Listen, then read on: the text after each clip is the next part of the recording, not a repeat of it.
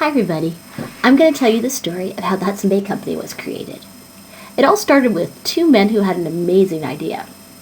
Now, there was a lot of fur trading going on in the 1600s in the New World, but everybody seemed to be going by the same route. If you look at a map of Canada, just go ahead, I'll put one right on the screen here, you can notice something interesting. The St. Lawrence River is not the only water route into the interior. Groseilliers and Radisson were two men who had a novel idea.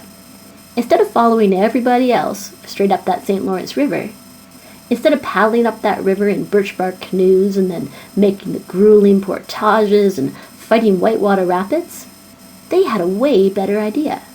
Groseilliers and Radisson thought, hey, why don't we take a shortcut? We can go around the northern tip of Quebec and we can go right into Hudson Bay. That way, we can send huge ocean-going vessels and simply load up on the furs.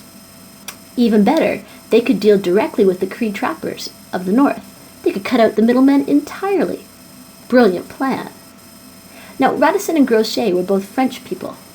They went to the French court with their idea, and they said, hey, give us a boat. We're going to go and change the fur trade. You can't believe this, but the French actually had no interest in helping Groseilliers and Radisson. But Groseilliers and Radisson were not two men that would take no for an answer. So they just went over to the English. The two countries were technically at peace at the time, but still the French thought of them as traitors.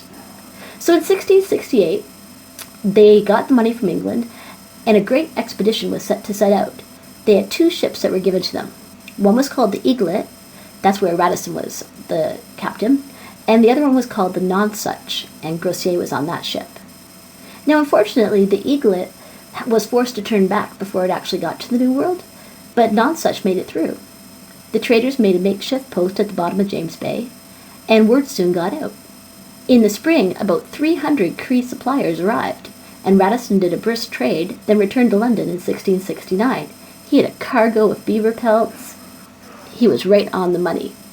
After that, many English people wanted to invest in this novel idea, and the investors created the Hudson Bay Company. That's the story. Thanks for listening.